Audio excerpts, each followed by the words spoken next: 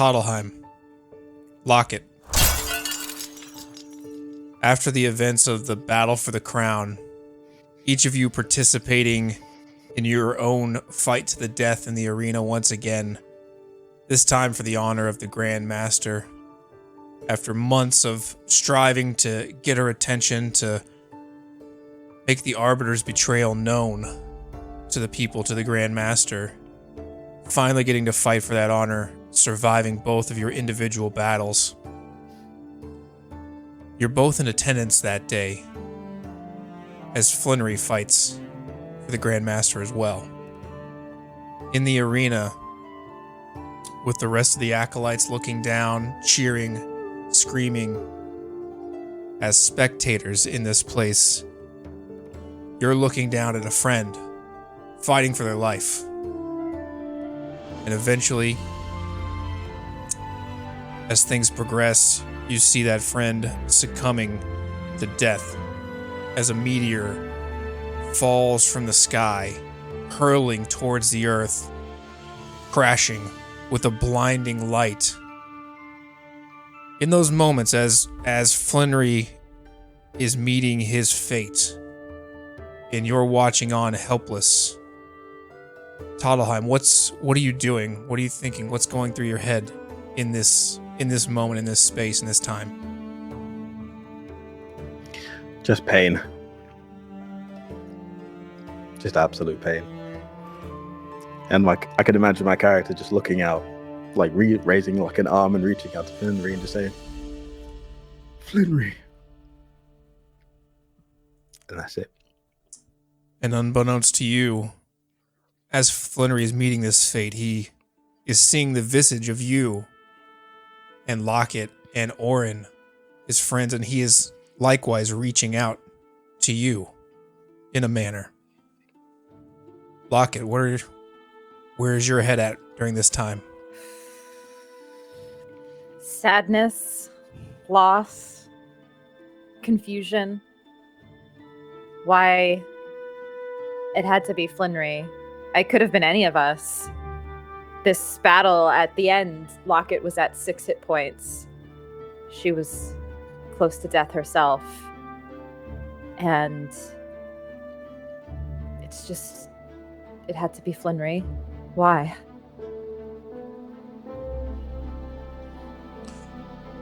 Unfortunately, your question's going to go unanswered as that meteor strikes and you're blinded by that light. And as you look on the field of the battle, the Grand Master stands victorious in this time, raising the hands of the remaining champions, defeating the Arbiter in his attempt to overthrow her. But it's a hollow victory. You accomplished your mission. But your friend is dead. And not just Flannery, but Orin, gone.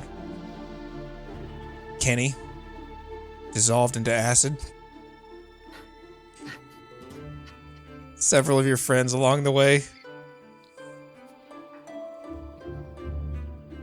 But Flannery is dead, and that's gonna sting, and that's gonna sit with you.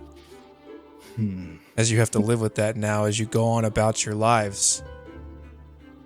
After the battle for the crown, the Grand Master conscripts you into her service, offers you a place in her court, offers you missions and jobs and adventures, whatever you would be enjoying to do, whether it's time off, whether it's going out and questing, whether it's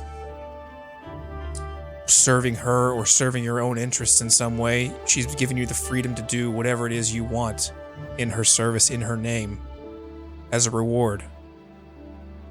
What do you do at this time, as the days and the weeks and the months go by, as Flannery's death gets a little easier to handle, as things become maybe a new normal for you? What is Toddleheim doing in the interim here? I'm searching my books, my scrolls, my tomes, searching the libraries, everywhere I can look for a way to bring Flannery back. And Lockett, about you? I think Lockett would keep herself busy. She would go on some of these jobs for the Grand Master and try to do things. I think, though, every night she would, when she would get back, she would write letters to her sister. She has a twin sister, Tabaxi, and I think all of this kind of helped her realize the importance of family. So she would be doing that every night.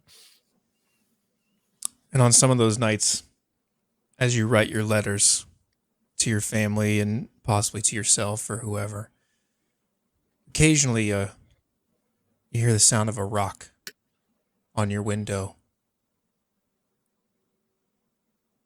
And if you were to open it, standing on the street before you, an elven gentleman in flowing cloaks, daggers adorned across his body, as Baptiste often has come to call, whether it's warranted or not, whether you accept or not. He is coming. Late night calls from Baptiste. Throwing the rocks. Hello, my lady. Would you have any interest in practicing your stabbing?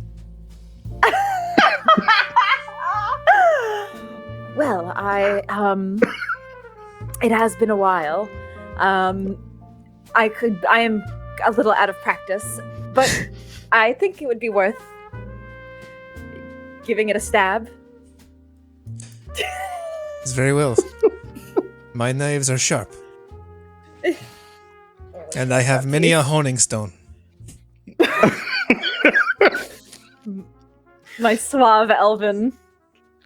As that scene fades out before we get way too involved there.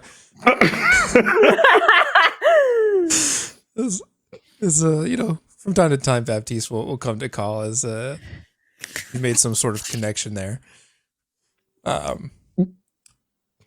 But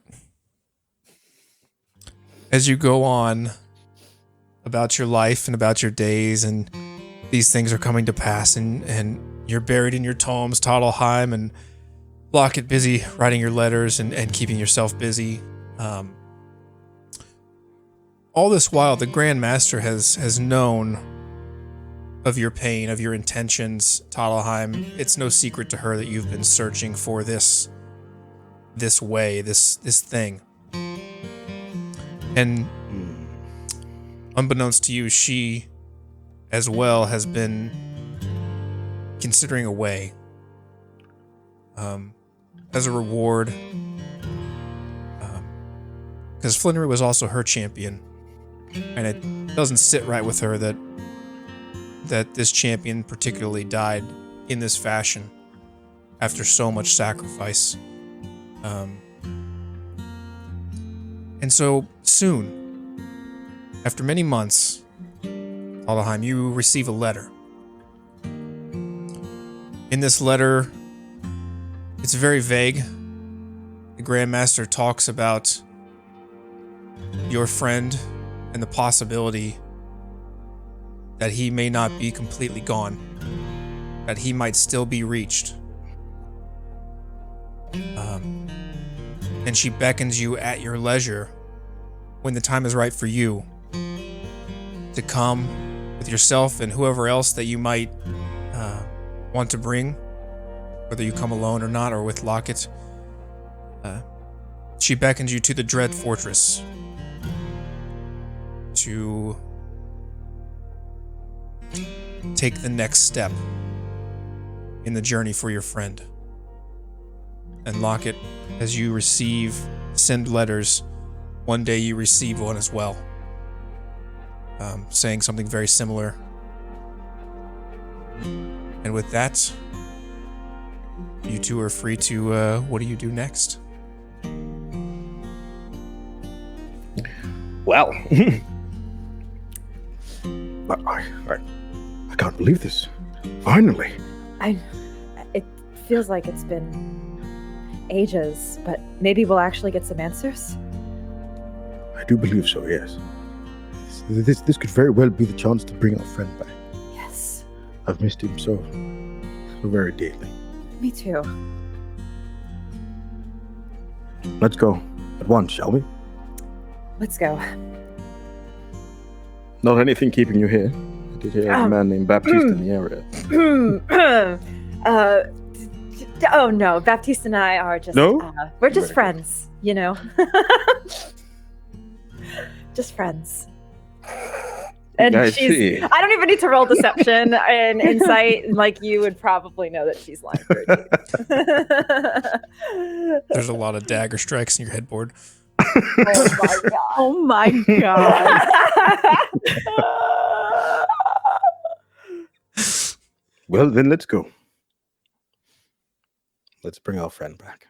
Yes. So we set off immediately, basically after getting the letter and then like meeting each other in like the town square or whatever. Yeah. We are on our way. All right. Head over to the fortress.